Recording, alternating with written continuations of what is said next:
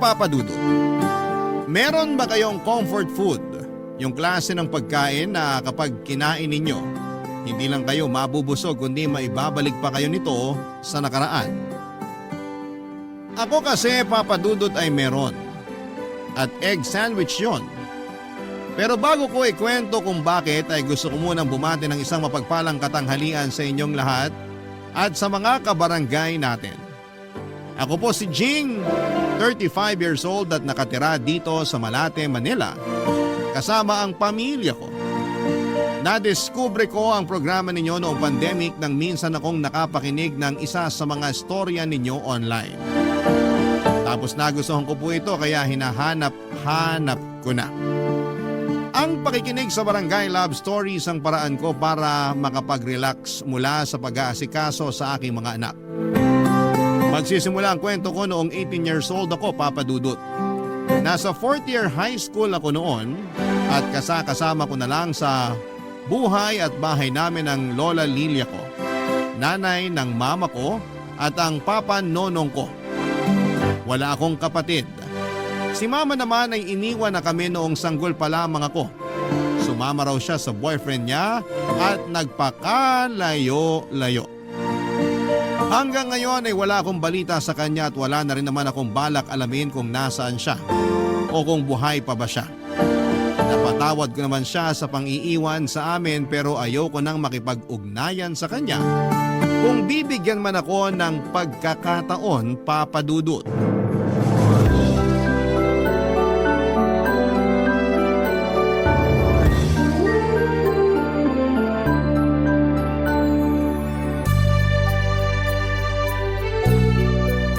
Ay, grabe.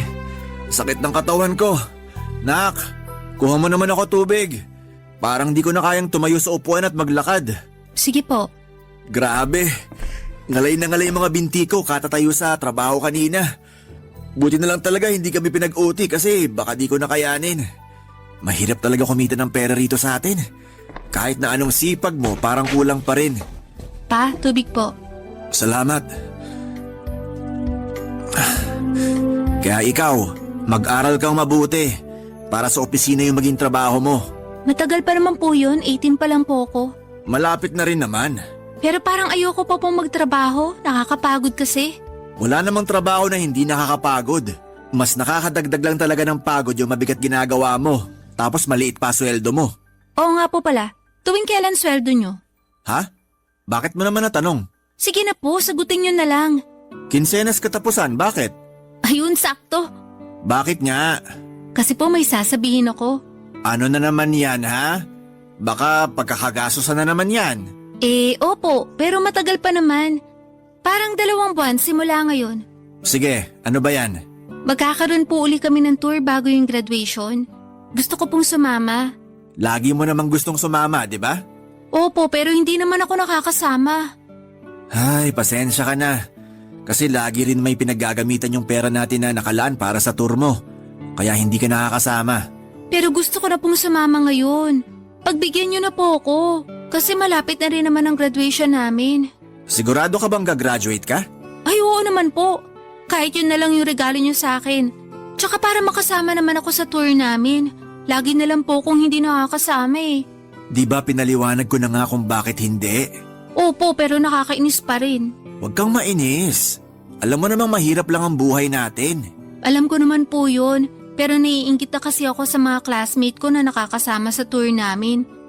Buti pa sila pinag-iipunan talaga ng mga magulang nila yung pambayad. Ako, lagi na lang taong bahay o hindi kaya nasa school para maglinis sa araw ng tour namin. Ay, o sige. Dahil kinonsensya mo na ako, sige. Pag-iipunan ko na yung tour mo.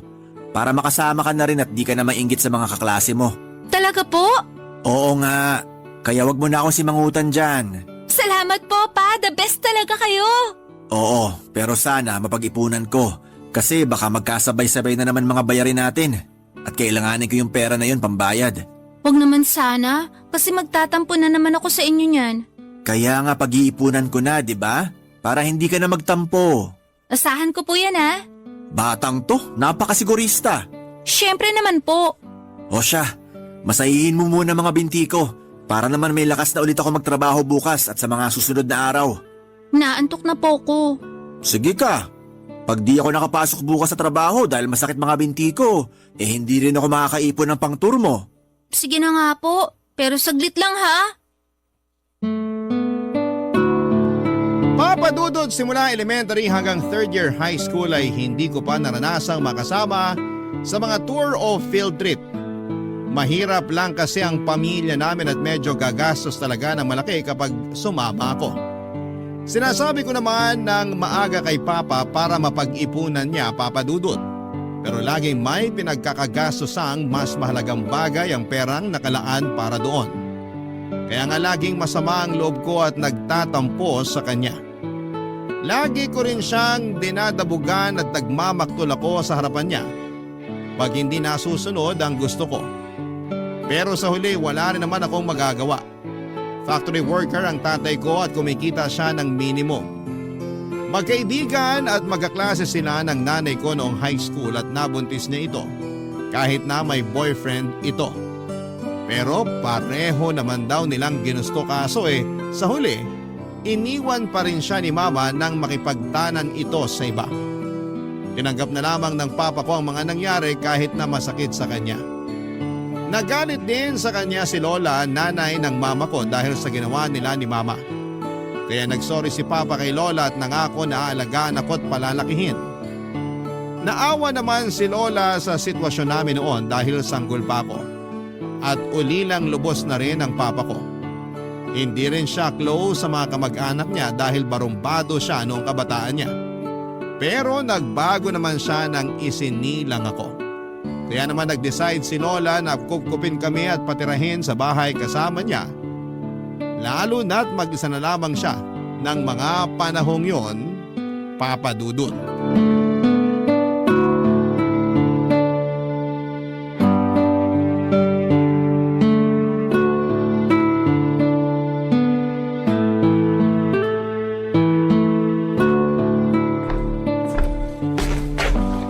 Laalis po ako. Oy! Sandali! Bakit po? Huwag mo akong maktulan. Hindi ako katulad ng papa mo na madadala mo sa pagganyan-ganyan mo. Umupo ka rito sa tabi ko. Pero aalis nga po ako. At saan ka pupunta, ha? Sabado ngayon, wala namang kayong klase. Gagawa po kami ng project sa bahay ng kaklase ko. Gagawa raw. Baka naman tumatakas ka lang sa mga gawaing bahay kaya gusto mong umalis. Hindi po, grabe naman kayo. Ano? Grabe ako? Sinisigurado ko lang na hindi ka nagsisinungaling sa amin ng papa mo. Bakit ko naman po gagawin yun? Malalaman niyo rin naman yung totoo. Mabuti alam mo. Pero seryoso, may gagawin po kaming project ngayon. Kung gusto niyo, yung classmate ko pa ang magpaalam sa inyo. Hindi na kailangan. Paalisin din naman kita, pero mag-usap muna tayong bata ka. Hindi na po ako bata, 18 na po ako, dalaga na ako. Talaga lang ha? Dalaga raw pero madalas isip bata. Tungkol saan po ba yung pag-uusapan natin? Nalaman ko na gusto mo raw sumama sa tour ninyo. Opo, nakwento po sa inyo ni Papa? Oo. At nakwento rin niya yung sinabi mo sa kanya na pag hindi ka nakasama, magtatampo ka raw sa kanya. Tama ba yun? Ay, syempre. Nakakatampo naman po na lagi na lang akong hindi nakakasama sa tour namin. Simula elementary hanggang third year high school. Kaya ka naiinggit sa mga kaklase mo, ganon. Opo. Alam mo naman ang sitwasyon ng buhay natin, di ba? Alam ko naman po, pero… Alam mo naman pala, pero bakit ganyan ka pa rin mag-isip? Hindi naman po sa ganun. Hindi raw sa ganun, pero para ka pa rin bata na hindi naiintindihan ng sitwasyon ng pamilya natin. Baka nakakalimutan mo na kulang na lang magkanda-kuba kami ng papa mo sa pagtatrabaho para maitaguyod ka lang. Hindi ko naman po nakakalimutan yun. Kaya nga nag-aaral ako ng mabuti para masuklian ko yung pagsasakripisyo nyo. Dapat lang na mag-aral ka ng mabuti. Kasi maswerte ka dahil nakakatungtong ka sa eskwelahan. Marami dyan ang mga kaedad mo yung mas pinipiling pagtrabahuhin ng mga magulang nila kaysa pag-aralin. Nagtatrabaho rin naman po ako ah. Diba tinutulungan ko nga po kayo sa pagtitinda? Oo, sa tuwing wala kang klase. Pero nitong nakaraan napapansin ko ha, lagi ka nalang umaalis tuwing Sabado at Linggo. Katulad ngayon, naalis ka na naman. Mahalaga naman po yung pupuntahan ko. Kanina ko pa sinasabi na gagawa nga po kami ng project ng mga classmate ko kaso parang hindi nyo naman naiintindihan. Anong sinabi mong bata ka? Hindi na nga po ako bata. Naiintindihan ko na po yung sitwasyon ng buhay natin. Sabi nyo nagkakanda ko ba na kayo ni Papa sa pagtatrabaho para maitaguyod ako. Ibig sabihin, kasama rin po doon yung maibigay nyo sa akin yung mga gusto ko. Anong pinagsasasabi mo? Saan mo yan natutunan? Naisip ko lang po. Kasi may iba akong kaklase na katulad din natin yung buhay pero nakakasama naman sila sa tour. Hindi mo dapat kinukumpara ang buhay natin sa buhay nila. Tsaka kung gusto mo talagang sumama sa tour na yan, tulungan mo kami ng Papa mo sa pagtatrabaho. Hindi yung pagsasalitaan mo kami ng ganyan. Para kang hindi nag-aaral. Papa Dudut, aminado naman ako na may pagkatamad ako sa bahay namin at mahirap utusan. Kaya madalas nagagalit sa akin ang lola ko lalo na at may pagka-istrikta siya. Mabait naman siya pero lamang lang talaga yung pagiging mataray niya. Lagi rin niya akong pinapangaralan na huwag maging swail na anak dahil ayaw niyang kalakhan ko yon. Wala raw kasing mararating ang mga anak na hindi marunong rumespeto sa mga magulang. Kaya dala-dala ko pa rin ang pangaral niyang yon magpahanggang sa ngayon. Tindera ng mga gulay ang lola ko at kasama niya ako sa paglalako ng mga ito sa palengke at sa ibang mga barangay. Pero kapag nasa school na ako ay mag-isa na lamang si lola na nagtitinda. Believe talaga ako sa kanya, Papa Dudut, dahil sa edad niyang 58 ay may lakas pa rin siya na katumbas ng 10 kabayo. Kaya nga kahit nagdadalaga na ako noon, ay napapalo pa rin niya ako. Minsan nagagalit at nagtatampo ako kay Lola dahil masungit siya sa akin. Pero alam ko at ramdam ko naman na mahal niya ako katulad ng pagmamahal sa akin ni Tatay. Yan ang mga bagay na hindi ko makakalimutan, Papa Dudut. Barangay Love Stories. Barangay Love Stories. Papa Dudut, isa sa mga turo sa akin ng lola ko ay ang pagpapahalaga sa bawat sentimong kinikita namin. Ibig sabihin, kailangang pag-isipan ko ng mabuti ang mga bagay na dapat kong pagkagastosan para hindi naman daw sayang ang pera. Pero pagod na akong mainggit sa mga kaklase ko na palaging nakakasama sa mga tour, Papa Dudut. Sawa na akong makinig sa mga magaganda at nakakatuwa nilang kwento tungkol sa mga lugar na binibisita nila dahil gusto ko rin na makapunta doon. Gusto ko rin na ako naman ang magkwento. Imbes na lagi na lang nakikinig sa kanila, Papa Dudut. Kaya nga lalo kong pinaramdam kay Papa na gusto kong sumama sa paparating naming tour. At kapag hindi na naman ako nakasama, sinabi ko na maglalayas ako sa bahay namin. Natakot ang tatay ko na baka totohanin ko ang paglalayas, kaya naman sinabi niya ang pag-iipunan niya ang perang ipambabaya doon. Umasa ako ng husto na nananabik na dumating ang araw na yon. Yun pa lang kasi ang unang pagkakataon na makakasama ako sa naturang tour, kaya naman hindi na ako mapakali pa. Yung bang tipong gusto ko nang hilahin ang mga araw sa sobrang excited ko, Papa Dudut.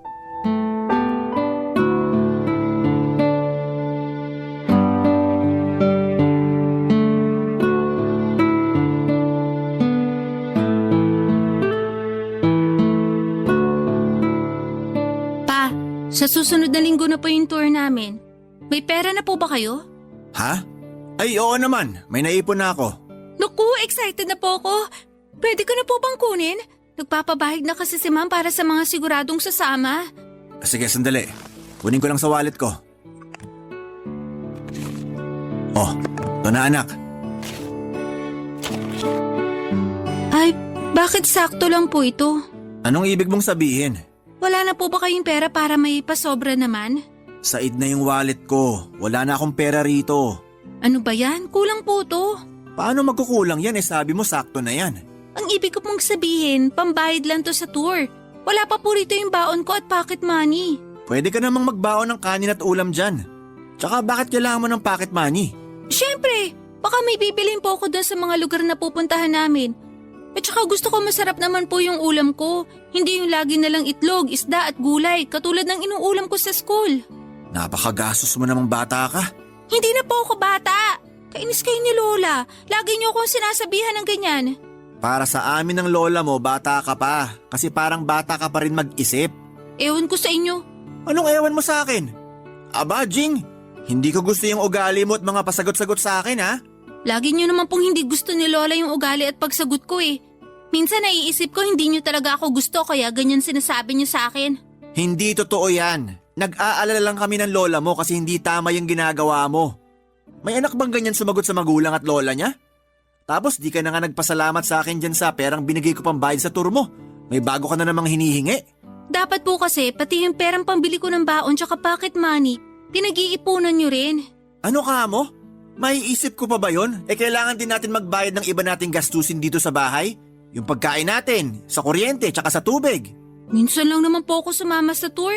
Kaya wag niyo na pong isumbat sa akin yung mga bayarin natin. Hindi ko lang mapigilan kasi parang nakakatampo ka naman.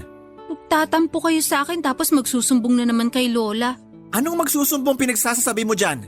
Pinagalitan niya kaya ako tungkol sa sinabi ko sa inyong gusto kong sumama sa tour namin. Hindi pagsusumbong yon.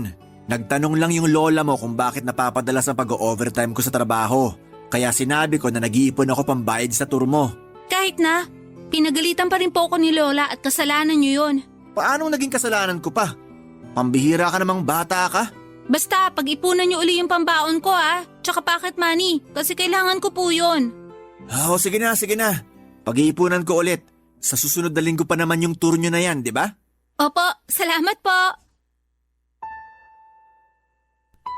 Papadudot masayang-masaya nga ako nung ibigay na ni Papa ang perang pambayad ko sa aming tour.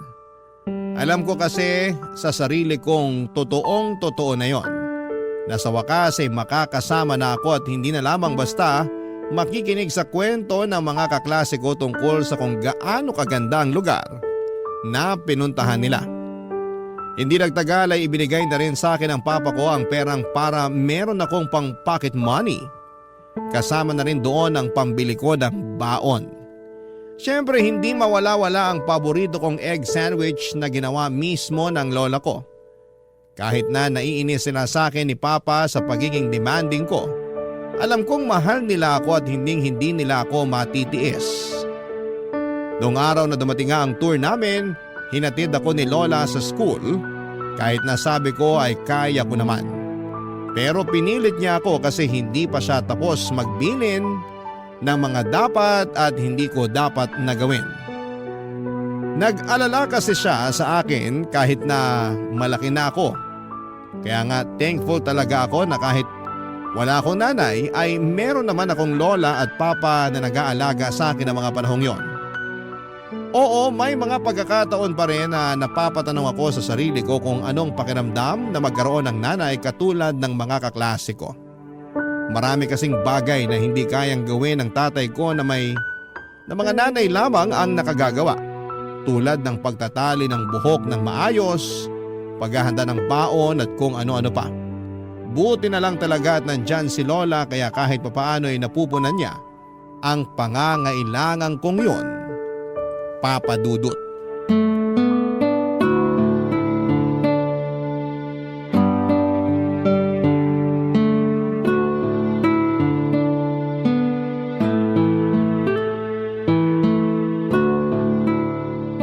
Kumusta naman yung tour nyo? Naku, sobrang saya Paula. Ang gaganda dun sa mga pinuntahan namin. Hanggang ngayon hindi pa rin ako makapaniwala na kasama na ako sa tour. Magpasalamat ka sa tatay mo. Kasi kung hindi dahil sa kanya, hindi ka makakasama dyan. Nagpasalamat ako kay Papa. Okay na po yun. Oo nga, pero hindi ko lang mapigilan ang sarili ko na maawa dun sa tatay mong yun. Napakasipag kasi. Kahit napapagod na siya sa pagtatrabaho, tuloy-tuloy pa rin siya sa ginagawa niya kasi nga, desidido siya na makasama ka rin dun sa tour nyo. Opo, kaya masayang-masaya nga po ako. Pero napansin ko po, laging dinadaing ni Papa na sumasakit daw yung tiyan niya. Nasabi po ba niya sa inyo? Oo. Alam niyo po ba kung bakit? Sinabi niya wag ko na raw sabihin sa'yo kasi baka mag-alala ka raw. Mas lalo po ako mag-aalala kung hindi niyo sasabihin sa akin. Naisip ko nga na karapatan mo ring malaman lalo na tatay mo yun. Kaya nga sabihin niyo na po. Nung nagpa-check up siya, lumabas na nagka-ulcer siya. Kaya madalas na sumasakit yung tiyan niya. Pero wag ka na masyadong mag-alala kasi niresetahan naman na siya ng gamot. Bakit naman po siya nag-ulcer? Hindi po ba siya kumakain sa tamang oras? Ganun na nga. Minsan hindi pa siya kumakain. Inamin niya sa akin yon kaya lalong lumala yung sakit niya. Bakit po? Kasi nagtitipid siya. Yung pera na pambili niya ng pagkain ay niipon niya para maibigay sa'yo.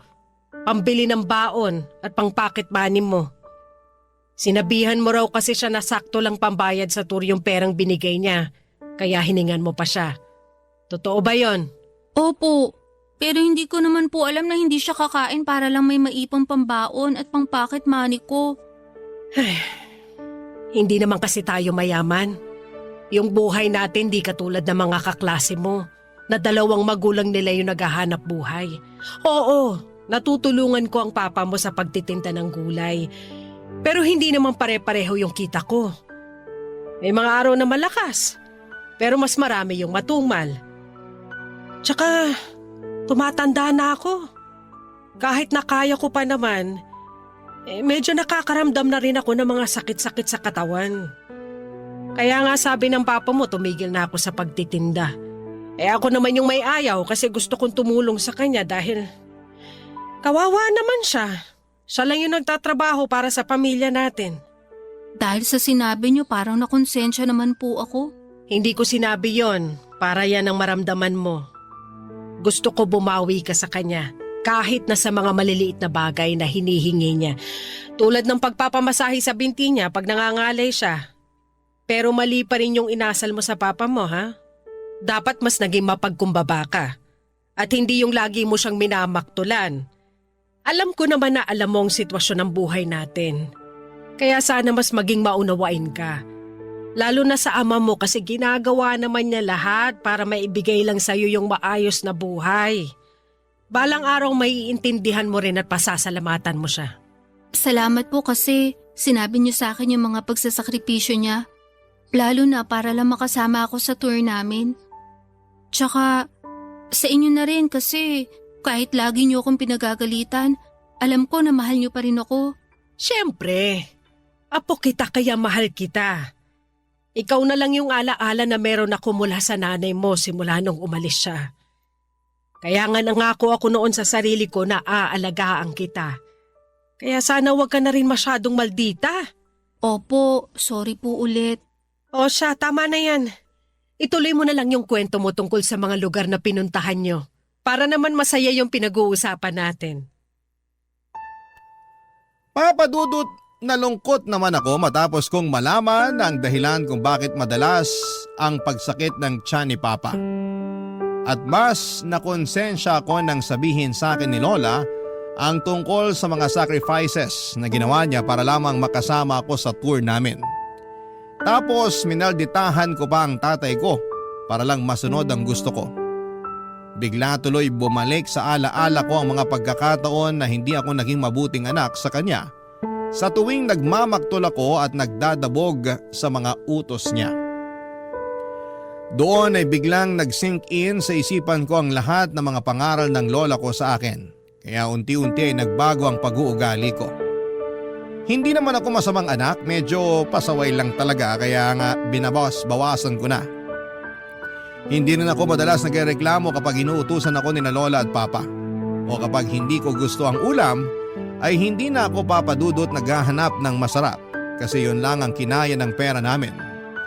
Nagpapasalamat ako sa Diyos sa mga blessings na ibinigay niya para sa pamilya namin at nangako ako sa sarili ko na balang araw ay babawi ako sa 2 taong pinakamamahal ko. Barangay Love Stories. Barangay Love Stories. Papadudot, lumaki akong hindi close sa papa ko dahil noong una ay naisip ko na kasalanan niya kung bakit kami iniwan ni mama. Tapos busy pa siya lagi sa trabaho kaya naman kaunti lang yung panahon niya na makasama ako at masubaybayan sa paglaki ko. Buti na lang at nandyan si Lola dahil kahit papaano ay merong nag-aasikaso sa akin mula pagpasok sa eskwelahan hanggang sa pagdalo ko sa mga PTA na kasama si Lola. Laging sinasabi ng lola ko na unawain ko na lamang ang tatay ko. Kasi nga siya lang halos ang naghahanap buhay sa pamilya namin. Lalo na noong tuluyan nang tumigil sa pagtitinda ang lola ko. At habang tumatanda ako ay naiintindihan ko na ang tatay ko kung bakit gano'n na lamang siya kapursigidong magtrabaho. Bukod sa ayaw niya kaming magutom ni lola, gusto niya rin na makaipon ng pera ng pangkolehiyo ko. Nakita ko sa mga pagod niyang mga mata na mahal niya ako kahit na hindi niya yon madalas sabihin.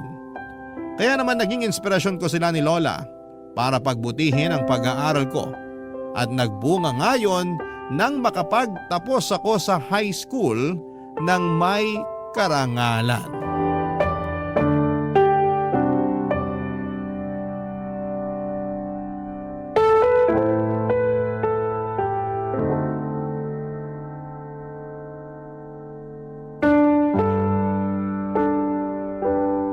Naku, ang galing-galing naman ng apo ko. Congrats, nak. Kasi may medalya ka nung graduation mo. Masayang-masaya kami ng lola mo kasi alam namin nag-aral ka ng mabuti para lang magkaroon ka ng ganong karangalan. Yung totoo, para po sa inyo ni Lola yung karangalan kong yon, pa. Bakit para sa amin? Hindi naman kami yung pumasok sa eskwelahan at nag-aral. Oo nga. Nagtrabaho lang naman kami tapos lola mo lang yung nag-aasikaso sa'yo. Hindi naman po kasi literal na kailangan yung pumasok sa eskwelahan katulad ko. Kayo na po ang may sabi na nagtatrabaho kayo. Tapos si Lola naman yung nag-aasikaso sa akin. At kaya nga po ako nagsikap makagraduate ng may medal kasi kayo po yung inspirasyon ko. Kung hindi po dahil sa sipag nyo para lang mabigay sa akin lahat ng pangangailangan ko, hindi po ako makakapag-aral. Salamat po talaga. Walang anuman yon. Anak kita at mahal kita. Mahal ko rin po kayo. Nakakatuwa naman tignan ng sweet yung mag-ama. Salamat din po sa inyo kasi lagi nyo akong inaasikaso. Walang anuman yon. Tsaka maliit na bagay lang yon. Hindi po maliliit na bagay yon kasi kahit malaki na ako, nandyan pa rin kayo para gumabay sa akin at mangaral. Kaya nga kahit wala na akong nanay, hindi ko naman naramdaman na napabayaan ako. Iba rin mag-alaga ang lola mo. Kahit ako nga inaasikaso rin niya na para bang tunay na anak. Ano ka ba naman? Sa tinagal-tagal ng pagsasama natin dito sa bahay, paanong hindi kita tatratuhin parang tunay kong anak? Mabait ka at mabuti kang magulang kay Ching. Tapos nakita ko rin sa'yo yung determinasyon na mabigyan siya ng maganda at maginhawang buhay kahit na mahirap lang tayo.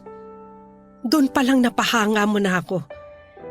Kaya sabi ko sa sarili ko, aalagaan din kita katulad ng pag-aalaga ko sa apo ko. Salamat po, Nay. Nararamdaman ko na meron akong magulang sa katauhan nyo. Hindi talaga ako nagkamali na pinatira ko kayo mag-ama sa bahay ko noon.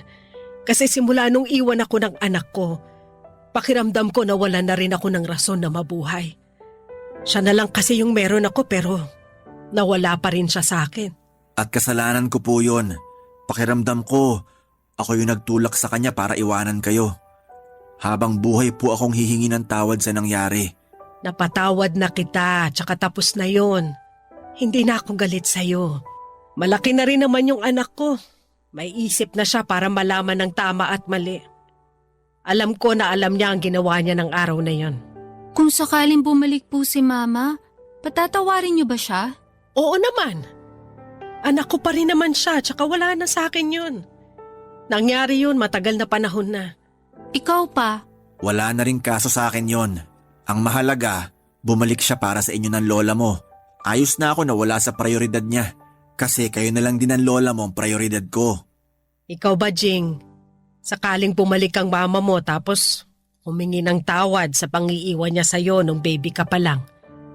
Patatawarin mo ba siya? Pwedeng oo, pero hindi ibig sabihin sasama na ako sa kanya sakaling kunin niya ako.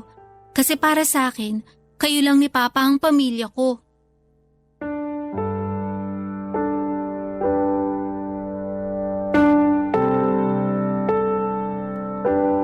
Papadudot lalo kong napatunayan na hindi lang mabait ang papa ko. Mapagmahal pa siya at maalalahanin. Patunay na nga doon yung mga panahong pinili niya akong panindigan at alagaan kahit na iniwan ako ng sarili kong ina.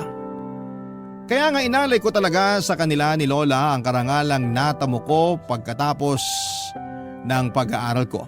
Sinabi ko rin sa kanya na gusto kong tumulong sa pagtatrabaho habang nag-aaral kaya nag-working student ako, Papa Dudut. Pumasok po ako bilang crew sa isang 24/7 coffee shop sa lugar namin. Yung sobra sa perang ibinibigay ni Papa sa akin ay itinatabi ko sa bangko matapos kong magbukas ng bank account. Proud sa akin si na Lola at Papa dahil malaki na raw ang pinagbago ko. Hindi na ako yung dating pasaway at spoiled na anak. Pero masasabi ko pa rin na nandun pa rin yung pagiging maldita ko na naman ako kay Lola.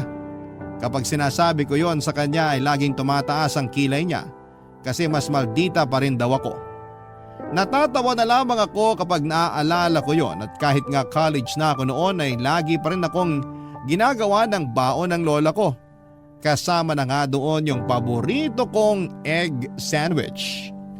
Kumuha po ako, Papa Dudut, ng kursong AB English.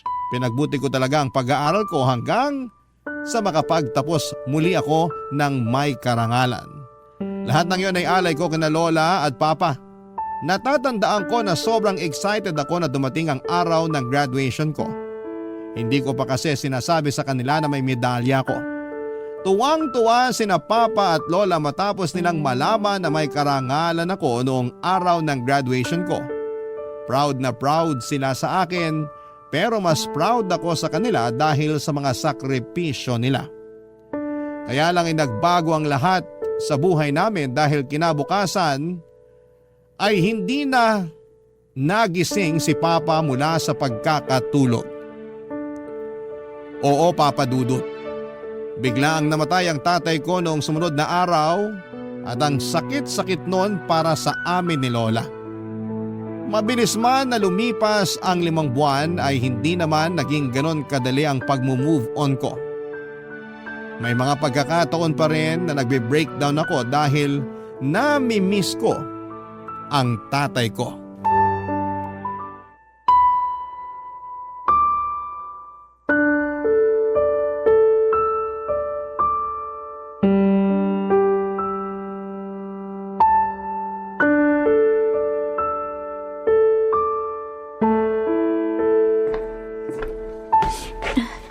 Umiiyak ka na naman ba, Jing? Sorry La, hindi ko lang mapigilan. Namimiss ko lang si Papa tapos baka malapit na rin ang period ko kaya ito na naman yung hormones ko. Ayos lang yon. Namimiss ko rin naman ang papa mo eh. Bakit naman po kasi ganun? Anong bakit ganon? Kasi kinuha siya agad sa atin ng ganun kabilis. Parang ang saya-saya lang natin ng graduation ko. Tapos kinabukasan biglang wala na siya. Hindi ko rin alam kung paano sasagutin yung tanong mo kasi ako mismo naguguluhan din. Hindi ko pa nga naibabalik sa inyo lahat ng magaganda at mabubuting bagay na ginawa niyo sa akin para lang makapagtapos ako sa pag-aaral. Paano ko na po gagawin yun kung wala na si Papa? Ang daya, ang sakit-sakit po. Sigurado ako kung saan man naroroon ang papa mo proud na proud siya sa'yo. Hindi po ba pwede na dito muna siya sa atin para magkakasama tayo? Ayoko kasi na malayo siya sa atin, nalulungkot po ako. Nalulungkot din ako pero ganun talaga ang buhay. Hindi natin masabi. Akala mo ayos lang yung isang tao pero nalalabi na pala yung mga araw na kasama natin siya sa mundo. Diyos lang ang nakakaalam kung kailan niya tayo kukunin. Pero ang hirap lang kasi wala man lang senyalis. Yung iba kahit paano nakakapagpaalam pa pero ako ni hindi nabigyan ng pagkakataon para magawa yun kay Papa. Wala na tayong magagawa. Kundi tanggapin na lang talaga yung nangyari kahit masakit. Alam ko ayaw din naman ni Nonong na habang buhay tayo magluksa sa pagkawala niya. Lalo ka na nagsisimula pa lang sa buhay may trabaho mo. Alam ko naman po yun. Pero nahihirapan pa rin ako makausad. Mabuti na lang nagiging busy ako kapag nasa trabaho. Kahit paano, nakakalimutan ko yung pagkawala ni Papa. Pero hindi ko pa rin po mapigilang malungkot at mag-alala. Ha? Bakit ka naman nag-aalala? Kasi natatakot na ako mag-isa. Hindi ka naman mag-iisa. Kasama mo pa ako. Opo, pero... Pero ano? Ano bang akala mo sa akin? Susunod na agad dun sa papa mo? Hindi naman po sa ganun. Pero bigla ko lang naisip kasi... Kasi matanda na ako. Sobra ka naman sa akin. La naman eh. Huwag ka na kasi masyadong mag-alala dyan. Dahil magsasama pa tayo ng matagal. Iniingatan at inaalagaan ko naman ang sarili ko kasi gusto ko pa mabuhay ng matagal. Lagi rin ako nagdarasal sa Diyos na sana wag muna niya akong kunin para may makasama ka pa. Ako rin, yun din ang lagi kong dasal. Kasi marami pa po tayong gagawin na magkasama. O yun naman pala Kaya wag ka na mag-isip ng kung ano-ano dyan. Basta tandaan mo, hanggat nandito ako, hindi ka mag-iisa. Hanggat nabubuhay ako, merong kang makakasama. Baka maiyak na naman ako niyan. Ikaw talaga? Tahan na. Lagi ka na lang umiiyak. Ayaw ng papa mo niyan. Gusto niya kahit wala na siya, lumaban ka pa rin. Magpakatatag ka. Dahil may maganda pang buhay na naghihintay sa'yo sa hinaharap. Papa Dudut, alam ko na may mga araw na malungkot. Meron din na masaya. At hindi naman palaging mabigat ang nangyayari dahil meron ding mga araw na magaan. At kapag nakakaramdam ako ng lungkot sa tuwing naaalala ko ang pagkawala ng papa ko ay lagi ko na lamang iniisip ang mga masasayang alaala na kasama ko siya noong nabubuhay pa siya. Mahal na mahal ko si Papa at masaya ako kasi nabigyan ako ng pagkakataon na makasama siya bago siya nawala sa piling namin ni Lola. Sa kasalukuyan ay may asawa na ako at mga anak. Wala na rin si Lola dahil noong nakaraang taon lamang ng 2023 ay pumanaon na siya, Papa Dudut. Pero masaya ako kasi nakasama ko pa siya ng matagal-tagal at nasaksihan niya pa na ikasal ako at nagkaanak. Kahit papaano. Panatag na ang puso ko na nasa mabuti silang kalagayan ng papa ko nang magkasama. At sa tuwing nami-miss ko sila ay nagluluto ako ng paborito nilang pagkain na naging paborito ko na rin para naman lagi ko silang naaalala. Hanggang dito na lamang po, Papa Dudut, ang sulat ko at maraming pong salamat sa inyong programa sa Barangay Love Stories. Sakaling mapili po ninyong i-ere ang istorya ko. Naway kinapulutan po ito ng aral at inspirasyon ng mga kabarangay natin. God bless po sa inyong programa, ang inyong kapuso at kabarangay, Jing. Dear Papa Dudut, sabi ng mama ko, iwasan ko raw masangkot sa magulo at komplikadong sitwasyon. Kasi mahirap na raw lusutan yon at sigurado ako na ako lang din ang mapiperwisyo. Pero minsan ay mahirap labanan ang sarili lalo na kung gustong gusto mo ang isang bagay o tao. Kahit na alam mong pangit sa paningin ng iba ay gagawin mo pa rin. At yan ang napagdaanan ko sa kwento na gusto kong ibahagi sa inyong programa na Barangay Love Stories. Pero bago ako mag-umpisa, itago nyo na lang po muna ang pangalan ko sa pangalang Martus. Kaka 31 ko lamang nitong August at taga Mandaluyong. Nagtatrabaho ko sa isang BPO company at wala pang sariling pamilya. Pero noong 29 years old ako ay nagkaroon ako ng girlfriend na mas bata sa akin ng 6 na taon. Bali 23 years old siya noon, na itago na lang natin sa pangalang Bridget. Naging magkatrabaho kami at doon na rin nagkakilala. Maganda si Bridget, kalog at palatawa. Bagay na nagustuhan ko sa kanya. Pero sa kabila ng lahat ay nag-alangan pa rin po ako na i-pursue yung feelings ko sa kanya. Dahil nga sa age gap namin, Papa Dudut.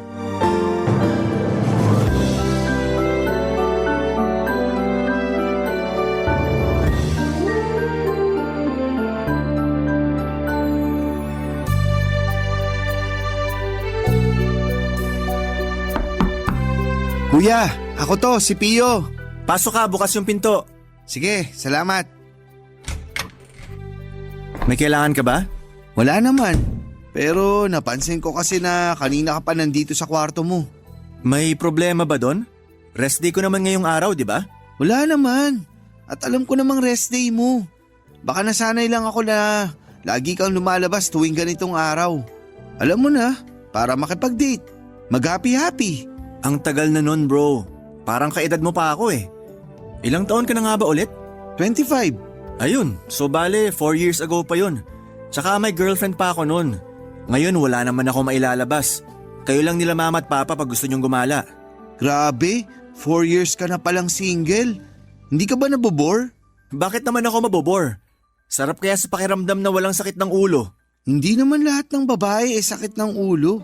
Hindi ko naman nila lahat. Tsaka wala akong sinabing sakit sila ng ulo, no?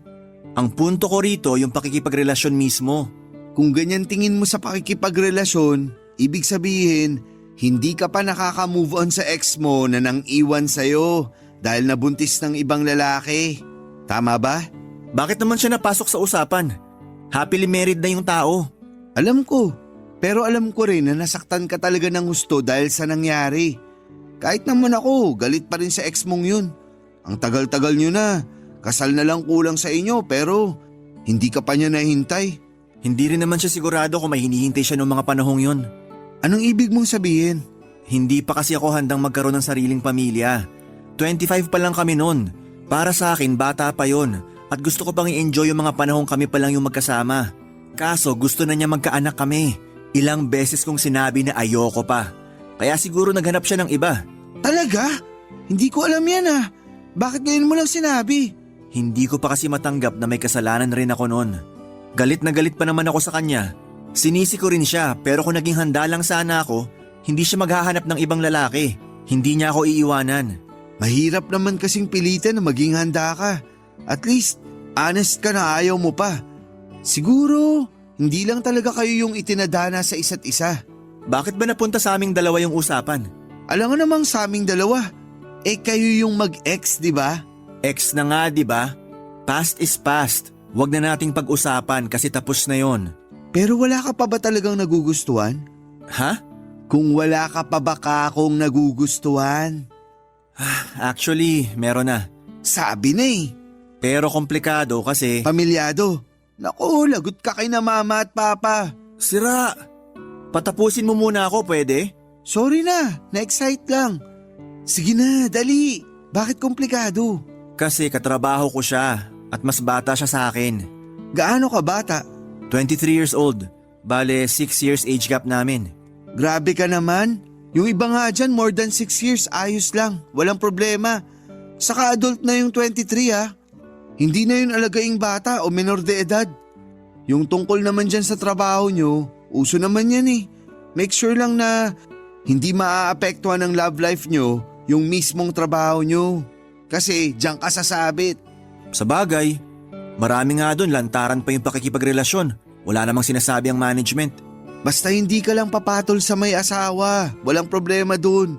May kasabihan nga na age doesn't matter, di ba? Oo.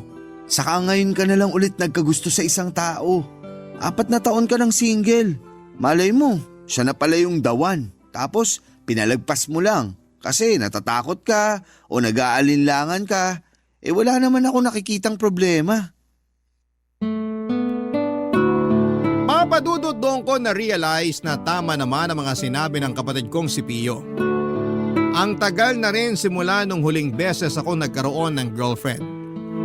Na-trauma kasi ako sa ex ko kaya umiwas muna ako sa pakikipagrelasyon. Pero tumanda na ako. At gusto ko na rin bumuo ng sarili kong pamilya.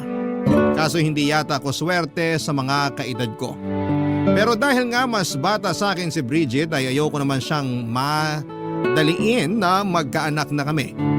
Gusto ko munang sulitin ang mga pagkakataon na kami lang ang magkasama bilang magkasintahan. Kaya nga tinuloy ko na rin ang panliligaw sa kanya. Tulad ng sinabi ko ay nagustuhan ko kay Bridget yung ugali niyang palatawa at kalog. Kapag kasi stress na yung team namin ay nananatili siyang positibo, kaya naman nahawahan niya ng pagka-good vibes ang mga kasamahan namin. Sa kabila ng lahat ay lumaki sa isang tradisyonal na pamilya si Bridget kung saan ay kailangan ko munang makilala ang parents niya bago niya ako sagutin sa panliligaw ko. At bilang lalaki na seryoso naman sa intensyon at nararamdaman ko sa kanya, ay pumayag akong pumunta sa kanila para makilala ang magulang niya. Doon ko nga nakilala ang Mama Ingrid niya na mag-isang nagpalaki sa kanya, Papa Dudut.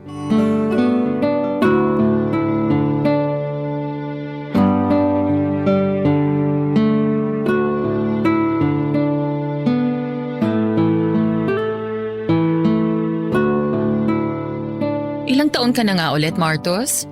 29 po. Ganun ba? Hindi halata sa itsura mo, ha? Salamat po. Sabi sa'yo, ma, mukhang bata pa rin si Martus eh. Hindi naman ako tutol kahit na ano pang itsura niya, anak. Lalo na kung gusto mo at mahal mo yung isang tao. Pero syempre, kailangan makilala ko muna kung sino yun. Salamat po. The best talaga kayo. Ikaw ba, Martos? Wala ka pang asawa? Di ba sinabi ko na po na single siya? Gusto ko pa rin kumpirmahin sa kanya mismo, no? Nako, wala po akong asawa. Eh anak, Wala rin po. jowa, Yung anak niyo po, kung sasagutin niya ako. Hoy, baka makurot ako ni mama. kukurutin talaga kita ang harot-harot mo. Sorry na po, si Martus kasi. Pasensya ka na kung ganito ako magtanong. Ayoko lang kasi mapunta sa maling lalaki tong unika iha ko. Alam mo kasi, nag-iisang anak ko yan sa pagkadalaga. Kaya mahal na mahal ko yan. Nakwento nga po ni Bridget na kahit wala siyang papa, sapat na raw po yung pagmamahal na galing sa inyo. Oo, kasi binuhos ko talaga sa kanya lahat-lahat ng pagmamahal ng dalawang magulang kahit na nag-iisa ko. Kaya nga mahal na mahal ko si mama kasi never na rin siya nag-boyfriend o nag-asawa. Talagang nakafocus na lang siya sa pagpapalaki niya sa akin. Ganun ba? Nakakabilib naman yun. Nung pinanganak ko kasi si Bridget, 17 years old pa lang ako. Wala pa akong alam sa pagiging nanay. Tapos hindi pa ako pinanagutan nung nakabuntis sa akin. Eh hindi ko na rin hinabol, baka tumanda ako ng maaga. Hinayaan ko na lang at sinabi ko sa sarili ko na gagawin ko lahat, mapalaki lang ng maayos yung anak ko. Di na rin ako nag-boyfriend o nag-asawa kasi natatakot ako na baka mangyari sa kanya yung mga napanood ko noon sa balita. Yun bang ginagawa ng masama ng mga stepfather yung anak-anakan nilang babae? Ayokong mangyari yun kay Bridget. Mas kakayanin ko pang mabuhay ng walang lalaki kesa mawala o mapahamak ang anak ko. Hindi naman po lahat ng lalaki, ganun. Saka malaki na ako. Anong ibig mong sabihin? Naisip ko lang na pag nagkaasawa ako o nagkaroon kami ng pamilya ni Martus, bubukod na kami tapos maiiwan na lang kayong mag-isa dito sa bahay. Kaya baka panahon na para tumanggap kayo ng manliligaw para makasama niyo pagtanda. Kasasabi ko lang na kaya kong mabuhay ng walang lalaki. Saka ayoko na magkaanak. Tanda-tanda ko na para magbuntis at mag-alaga ng bata, no? Grabe naman sa matanda. Eh hindi nga po halata sa itsura niyo. Bakit ba napunta sa akin yung usapan? Di ba dapat tungkol to sa inyo ni Martos? Ayaw nga po, no? Okay lang po yun. Naaaliw naman akong panoorin yung pagbabangayan nyo. O siya, basta ipangako mo lang sa akin na hinding-hindi mo sasaktan, lolokohin o paiiyakin ng anak ko. Kasi pag nangyari yon, ako talagang makakalaban mo. Nagkakaintindihan ba tayo? Opo tita, pinapangako ko po na mamahalin ko si Bridget. Hindi ko siya paiiyakin o lolokohin at aalagaan ko po siya. Dahil sa mga sinabi mo na panatag na ako na nasa mabuting lalaki ang anak ko. Naman eh. Bakit ba? Siyempre anak kita at mahal kita. Walang ina ang gustong mapahamak ang anak niya. Papa Dudut, hindi halatang nasa 40 years old na ang nanay ng girlfriend ko dahil maganda pa rin ito at mukhang bata. Sa unang tingin ay akalain mong magkapatid lamang sila. Hindi rin ito makalumang tao o yung bang old-fashioned, lalo na sa pananamit at pagsasalita. Kaya nga nakampante ako lalo na nang ipaliwanag ko naman sa kanya ng mabuti ang intensyon at nararamdaman ko para sa anak niya. Masaya rin si Bridget na makitang panatag ako sa mama niya. Nagpatuloy ang sandali na yon na puno ng kwentuhan at nagtapos yon na masakit ang pangako dahil sa kakatawa. Nakakaaliw kasi si Tita Ingrid kapag nagkikwento siya ay sinasamahan niya pa ng aksyon para daw damang-dama. Lalo tuloy akong natatawa at natutuwa. Bago matapos ang gabing yon ay nagpasalamat sa akin si tita dahil sa wakas ay meron na raw matinong manliligaw ang anak niya. Nakwento kasi niya na puro na lang daw isip bata ang mga ipinapakilalang lalaki sa kanya ni Bridget. Kaya medyo alanganin siya nung umpisa. Pero ngayon na nakilala niya ako ay mukhang nakampante na si tita sa akin. Barangay Love Stories. Barangay Love Stories. Papadudot ng sumunod na araw ay sinagot na ako ni Bridget. Kaya naman masayang masaya ako. Lagi na rin akong pumupunta sa bahay nila dahil ini-invite ako ni Tita Ingrid. Gusto raw niya ako na makaklose lalo na at kasintahan ko na ang anak niya. Wala namang problema sa akin kasi hindi naman siya masungit at hindi rin intimidating. Sa katunayan ay masaya ako at excited kapag pumupunta sa kanila. Kitang-kita ko kasi ang tiwala at approval niya sa relasyon namin ng kanyang anak. Mabilis na lumipas ang 2 buwan ay lalo kong nakilala ang ugali ni Bridget. Nandun pa rin naman ang mga bagay na nagustuhan ko sa kanya tulad ng pagiging positibo, masayahin at kalog. Pero na-realize ko na napaka-energetic niya at extrovert. Samantalang ako ay introvert kaya aminado ako na may mga pagkakataon na hindi ko matapatan ang energy niya. May mga bagay kasi siyang gustong gawin na hindi ko naman gusto papadudot. Halimbawa, yung lumabas kasama ang mga kaibigan niya na hindi ko naman kaedad. Pinagbigyan ko na siya 1 beses pero namihasa naman siya. Magkaiba ang description namin ng fun kasi may mga bagay din akong gusto na ayaw din naman niya papadudot.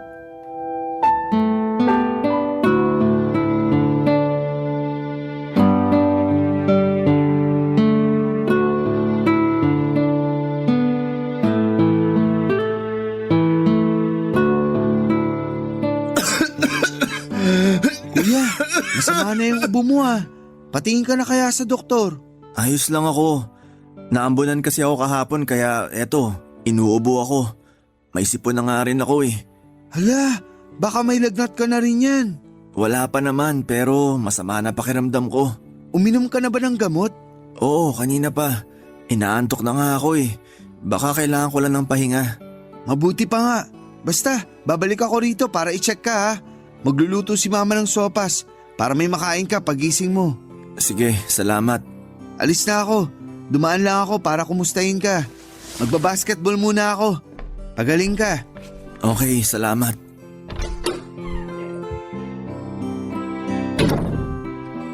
Ay, makatulog na muna. Bakit kaya tumatawag si Bridget?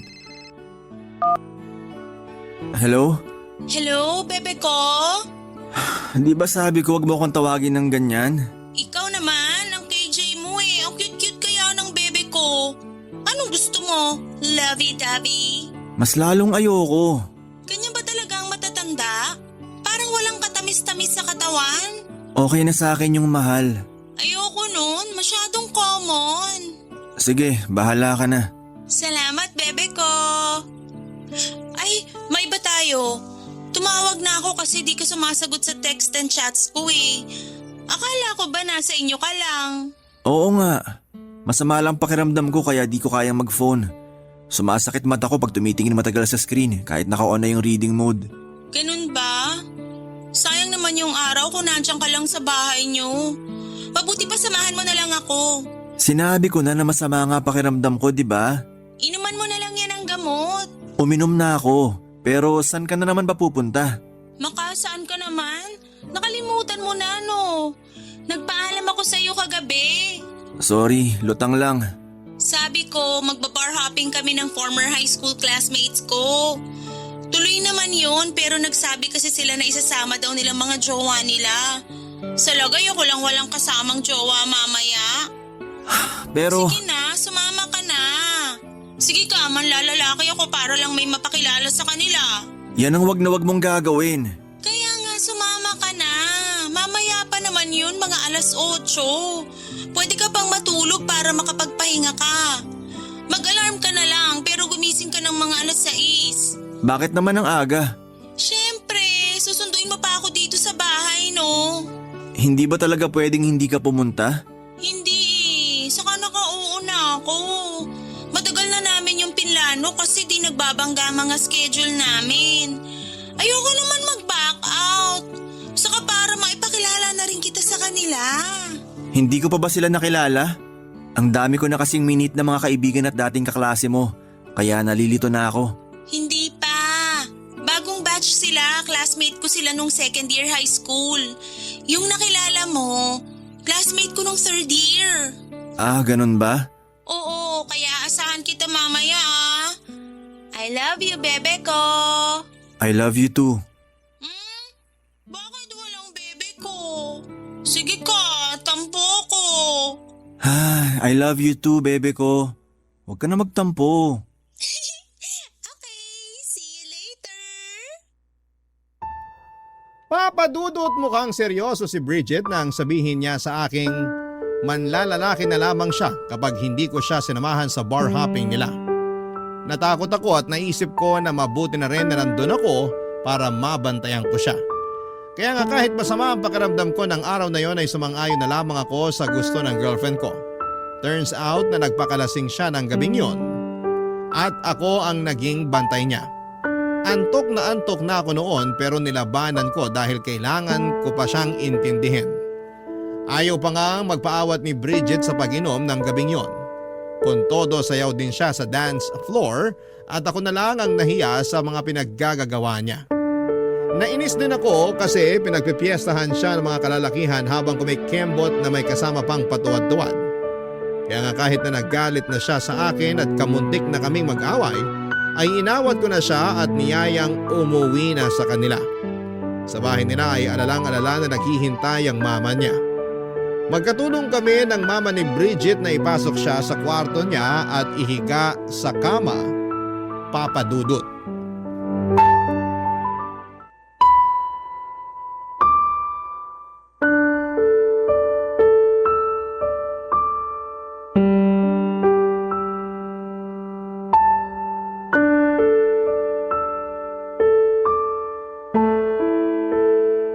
Ano ka ba naman, bata ka? Bakit ka nagpakalasing? Hindi na po ako bata, ma. 23 years old na po ako. Bata pa rin yun, no? Pasalamat ka andun si Martos para bantayan ka. Pero sana hindi ka pa rin uminom ng marami. Pagbigyan niyo na ako. Minsan lang naman kami magkita-kita ng mga high school classmate ko eh. Ang akin lang naman, paano kung mapahama ka dahil dyan sa kalasingan mo tapos... Kasama ko naman po si Martus. Siya po nag-alaga sa akin, kaya huwag na kayong mag-alala. Safe na safe po ko na nakauwi dito sa bahay. Hindi ka na nahiya sa boyfriend mo? Bakit naman po ako mahihiya? Isabi niyo nga po, boyfriend ko naman. Kahit na. Ano na lang ang sasabihin niya sa'yo? Nalasinggera ka?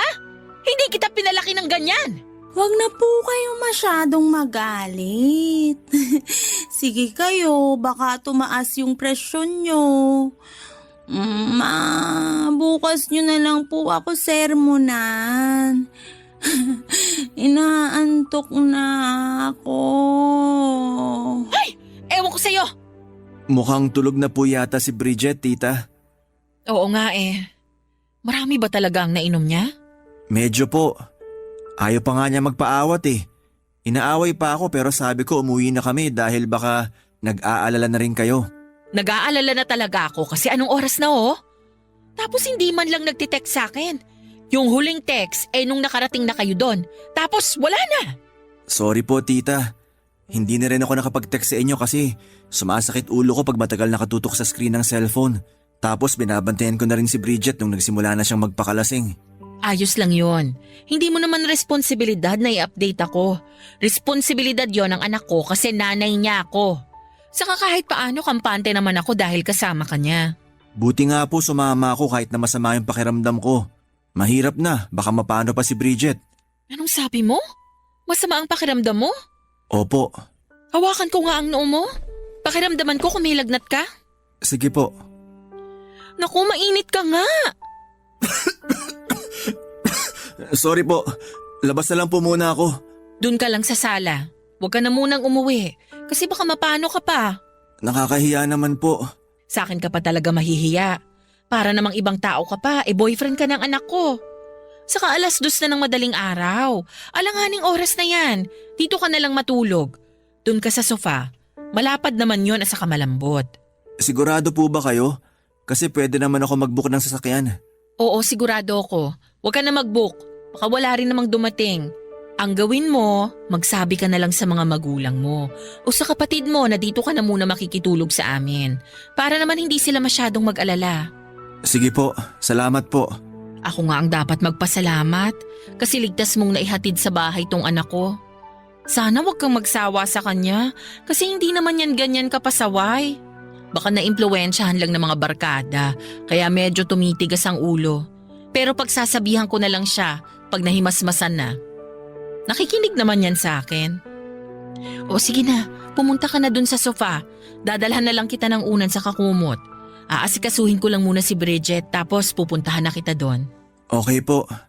Salamat po ulit. Walang anuman. O siya, mauna ka na ron. Susunod ako doon sa sala.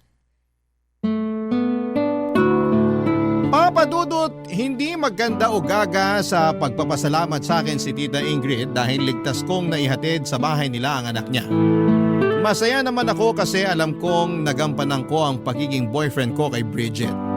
Pero dahil sa mga nangyari, lalong sumama ang pakiramdam ko ng gabing yon. Bagay na napansin naman ni Tita, kaya hindi na niya ako pinauwi pa. Sa halip ay pinagpahinga na lamang niya ako at pinatulog sa sofa nila sa sala. Pagkatapos niyang asikasuhin ang anak niya ay ako naman ang inasikaso niya. Binigyan ako ng gamot ni Tita Ingrid pagkatapos kong kainin ang niluto niyang mainit-init na sabaw. Pinagalitan pa nga niya ako kasi pinabayaan ko raw ang sarili ko. Pero nabanggit ko sa kanya na umaga pa lamang ay masama na ang pakiramdam ko at napasama lamang dahil sa paglabas namin ni Bridget. Kahit na hindi ko naman sinisisi ang girlfriend ko ay malaking factor pa rin ang pamimilit at pangungonsensya niyang samahan ko siya dahil may gagawin siyang hindi maganda pag hindi ko siya sinamahan. Mabuti sana kung hindi niya alam pero sinabi ko rin naman sa kanya na masama nga ang pakiramdam ko. Kaya si Tita Ingrid na lamang ang humingi ng dispensa sa ginawa ng kanyang anak, Papa Dudut. Barangay Love Stories. Barangay Love Stories. Papa Dudut, bago ako natulog ng gabing yon ay mukha ni Tita Ingrid ang huling nakita ko. At mukha rin niya ang unang bumungad sa akin paggising ko. Naramdaman ko rin ang malamig niyang palad na sinasalat ang noo ko kaya nagtulog-tulugan muna ako at hinintay na matapos siya. Buti hindi niya napansin na gising na talaga ako ng mga oras na yon. Nang masigurado niyang buwaba ng lagnat ko ay masaya siyang pumunta sa kusina para magluto ng almusal namin. Bumangon na rin naman ako pagkalipas ng ilang minuto. Nauna na kaming kumain ni Tita Ingrid kasi masarap pa ang tulog ni Bridget. Nangako siya sa akin na sisermonan niya ang girlfriend ko paggising. Pero sinabi kong huwag na lamang. Kasi siguradong masakit pa ang ulo noon, baka sumakit din pati ang tenga. Nagkatawanan na lamang kami ng mama niya bago pinagpatuloy ang pag-aalmusal. Bago ako umalis sa bahay nila, Papa Dudut, ay nagising na si Bridget. Pero hindi ko siya nakausap ng matino dahil lutang pa siya at may hangover. Kaya ang nangyari ay natulog na lamang siya ulit pagkatapos ko siyang pakainin. Nang sumunod na araw ay hindi man lang nagsorry sa akin si Bridget sa pagsama niya sa akin kahit na masama ang pakiramdam ko. O magpasalamat man lang dahil naihatid ko siya ng ligtas sa bahay nila. Mabilis na lumipas ang 3 buwan habang lalo kong nakikilala ang girlfriend ko ay unti-unti kong nare-realize na hindi pala talaga kami compatible sa isa't isa. Bukod sa ugaling niyang napakaisip bata, walang konsiderasyon at happy-go-lucky ay mukhang hindi naman niya talaga ako mahal. Paano'y lagi na lamang niya akong tinatakot na manlalalaki siya para masunod lamang ang gusto niya. Tapos may pagkakataon na parang hindi boyfriend ang turing niya sa akin sa harap ng mga barkada niya. Mas madalas ay alalay o utosan at hindi ko na yon nagugustuhan pa, Papa Dudut.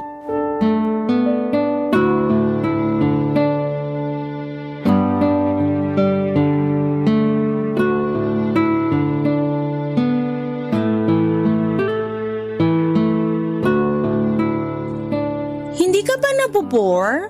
Hindi naman, bakit? Ako kasi nabobore. Ang boring dito sa bahay since umalis si Mama. Buti na lang naisipan kong papuntahin ka. Pero kabilin-bilin na ng mama mo na huwag tayong gagawa ng milagro rito. Si Mama talaga napaka-KJ. Hindi na naman ako bata. Saka ano kung mabuntis mo ko pag ginawa na natin yung sinasabi niyang milagro? Willing naman ako magpakananay sa magiging baby natin, no? Mas mabuti pa rin na sundin mo yung mama mo kasi alam niya ang tama at mali. Kung makapagsalita ka naman. Bakit? Ayaw mo pa bang magka-baby tayo? Bridget, kita mong may ginagawa ako, di ba? Oo. At kanina ka pa nga nakatutok dyan sa laptop mo. Ano ba yan? Thesis ng bunso naming kapatid, pinuproofread ko. Ang boring naman yan. Hindi naman. Interesting nga yung study nila eh. Gusto mo bang malaman? Ayoko nga. Graduate na ako dyan, no? Ayoko na yung balikan. Okay. Alam mo, napapansin ko, wala ka ng time sa akin. Ano bang sinasabi mo? Nandito nga ako sa bahay niyo kahit na sinabi ko naman sa'yo na may gagawin ako. Mas uunahin mo pa yan kaysa sa akin na girlfriend mo? Pupuntahan naman kita pero hindi ka makapaghintay. Gusto mo pag nagsabi ka na pumunta ako rito, ura-ura darating ako. At kasalanan ko pa pala ngayon, ha? Sige, sa susunod, ibang lalaki na lang papupuntahin ko dito sa bahay. Gawin mo na yung thesis ng kapatid mo. Alam mo ikaw, napapansin ko lagi mo na lang akong tinatakot na manlalalaki ka kapag hindi ko pinagbibigyan mga gusto mo. Gagawin ko talaga yon at hindi ako manghihinayang sa'yo, no? Anong sinabi mo? Sabi ko, manlalalaki ako at hindi ako manghihinayang na iwan ka kasi ang boring mo palang maging boyfriend. At ako pa talaga yung boring? Palibhasa ikaw, hindi ka marunong pumirmi sa isang tabi. Gusto mo laging umaalis, umiinom at gumigimik. Anong masama dun? You only live once, kaya live life to the fullest. Hindi naman sa lahat ng pagkakataon dapat ganyan yung mindset mo. Anong gusto mo maging mindset ko? Yung katulad sa'yo? Laging nasa bahay? Minsan lang lumabas? Mahilig magbasa ng libro? In short, boring na tao. Nung una pa lang naman alam mo na ganyan yung personality ko. Pinilit ko naman mag-adjust simula nung maging girlfriend kita. Pero ikaw yung hindi marunong mag-adjust para sa akin. Akala mo kasi kapag pumirmi tayo sa bahay, nakakulong na tayo. Ganun naman talaga yun. Palibasa, matanda ka na, kaya ganyan ka mag-isip. Anong sinabi mo? Matanda ka na, kasi ganyan yung mga kilala ko matatanda. Gusto na lang sa bahay, ayaw nang lumabas kasi nakakapagod daw at gagastos na naman. Grabe, bakit ba ngayon ko lang na-realize yun? Magkaiba tayo ng gusto sa buhay. Siguro nga tama ka. Pero pagod na ako mag-adjust para sa'yo. Di wag, hindi ka naman kawalan. Kaya ko sarili ko. Aalis ako, bahala ka dyan. Saan ka naman pupunta? Wala ka na doon. Total ayaw mo naman akong samahan. Diyan ka na lang sa thesis ng kapatid mo hanggang mamuti mata mo. Papa Dudut, umalis si Bridget ng bahay nila at hindi ko alam kung saan siya nagpunta. Hinayaan ko na lamang siya dahil baka kailangan namin ng space sa isa't isa. Pero hindi na rin naman ako nakapag-concentrate sa ginagawa ko pag alis niya. Marami ako naisip ng mga oras na yon. Una na doon yung sinasabi niya na mga kaibahan namin dahil sa pagitan ng aming mga edad. At kasama na rin doon yung hindi ko masabi sa kanya na namumuong feelings ko sa mama niya. Kahit na mag-ina sila, magkaiba sila sa kilos at pananalita. Kaya hindi ko napigilan ang aking sarili na mahulog kay Tita Ingrid. Malumanay kasi itong magsalita, maalaga at hindi ako itinuturing na alalay. Noong una ay pinigilan kong lumalim ang nararamdaman ko para sa mama niya. Kasi alam kong mali yun pero nakita ko na lamang ang sarili ko na gusto ko na si Tita Ingrid ng higit pa kay Bridget na siyang girlfriend ko. Pero hindi ako tanga para aminin yon sa kanya noong nagkaroon kami ng mainit-init na pagtatalo. Pagkatapos noon ay humingi ako ng cool off kay Bridget dahil gusto ko munang makahinga sa relasyon namin. Posible kasing napapagod lamang ako o naguguluhan sa nararamdaman ko. Wala namang ginawang kakaiba si Tita Ingrid para ako magkagusto sa kanya. Kaya alam ko na ako lang ang may issue rito. Baka nga ako lang talaga yung may gusto sa kanya at anak lang ang turing niya sa akin. Dahil sa mga nangyari, ilang araw akong nag-work from home pero ang totoo ay iniiwasan ko lamang talagang makita si Bridget. At napansin na nga ng kapatid kong si Pio na may pinagdadaanan ako, Papa Dudut.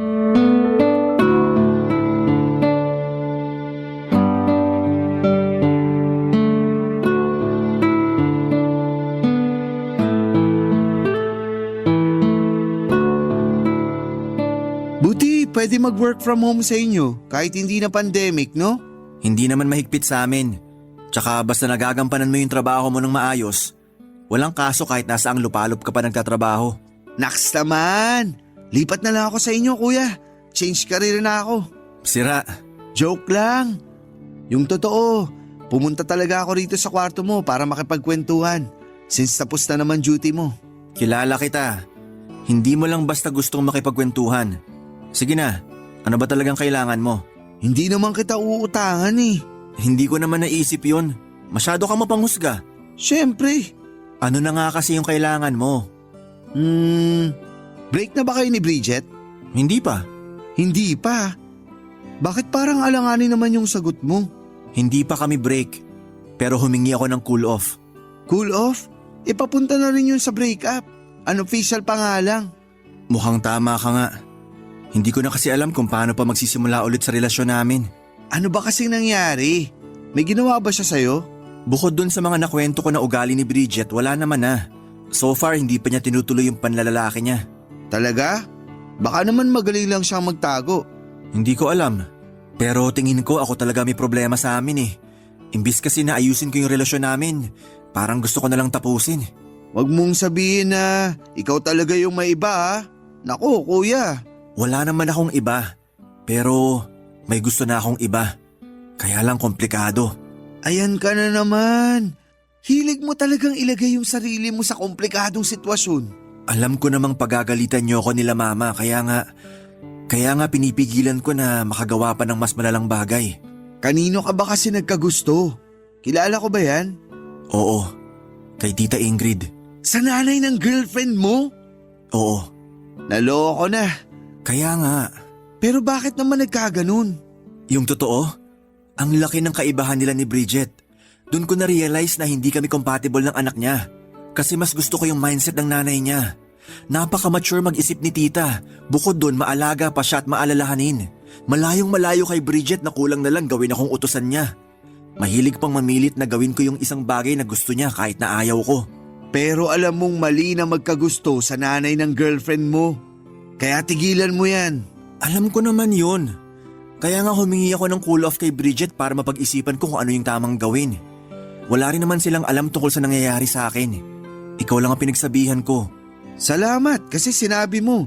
Para kahit paano, mapayuhan kita. Ipapaalala ko lang sa'yo na kung kaya mo pang umalis sa sitwasyon na yan, umalis ka na. Huwag ka nang sumugal kasi alam mong matatalo ka lang. Saka magulo yan. Huwag mong sirain yung relasyon ni Bridget sa mama niya. Huwag mo silang pag-awaying mag-ina. Ayoko rin naman mangyari yon kasi mahal na mahal nilang isa't isa. Kaya nga ikaw na lang yung lumayo. Yun yung tama na pwede mong gawin. Tungkol naman kay Bridget, mag-usap kayo. Sabihin mo sa kanya yung nararamdaman mo. Aminin mo na hindi mo na siya mahal. Tapos, maghiwalay na kayo. Kalimutan mo na rin yung mama niya. Wag mo nang kakausapin si Tita Ingrid kahit na siya pa yung mag-insist sa'yo. Kasi pag ginawa mo yun, baka lalo mong mailagay yung sarili mo sa mas komplikado pang sitwasyon. Tandaan mo yung kabilin-bilinan sa atin ni Mama. Wag nating ilalagay ang sarili natin sa komplikadong sitwasyon dahil tayo lang din yung mahihirapan. Minsan, may mga feelings na hindi na dapat pinipursue. Papadudot pagkatapos ng usapan namin yon ni Pio ay aaminin kong naliwanagan ako sa tama at dapat kong gawin. Bigla ko naalala ang payo sa amin ni Mama tungkol sa huwag naming ilagay ang sarili namin sa komplikado at alanganing sitwasyon. Kaya nga matapos pa ang isang buong araw na pag-iisip ay nakapagdesisyon na akong tuluyan ng hiwalayan si Bridget. Alam ko rin kasi na hindi na rin mag-workout ang relasyon namin dahil magkaiba kami. At alam din niya yon kaya pumayag na lamang siya. Pagkalipas ng isang linggo ay nakita ko sila na noong kaidaran niyang lalaki na taga-kabilang department. At makalipas nga ang 6 na buwan ay nag-resign na siya sa pinagtatrabahuhan namin matapos mabuntis. Sa kasalukuyan ay masaya naman ako at contented sa buhay kahit na single ako. Wala akong pinagsisisihan, Papa Dudut, sa desisyon kong tapusin ang relasyon namin ni Bridget at hindi i-pursue ang nararamdaman ko sa mama niya. Alam ko kasi na posible kong masira ang relasyon nilang mag-ina at ayoko namang gawin yon sa kanila, Papa Dudut. Kaya nga masasabi ko na proud ako sa sarili ko dahil nagawa kong umusad nang walang nasasaktang ibang tao. At kung sakali naman na pagkalooban ako ng panibagong pagkakataon na magmahal muli, hiling ko sa Diyos na gabayan at tulungan kami upang mas maging matatag ang relasyon namin. Hanggang dito na lamang po ang sulat ko, Papa Dudut, at sana po ay mapili po ninyong i-ere sa Barangay Love Stories. Umaasa po ako na kinapulutan po ito ng aral at inspirasyon ng mga kabarangay natin. God bless po and more power sa Barangay LS. Ang inyong forever kapuso at kabarangay, Martus.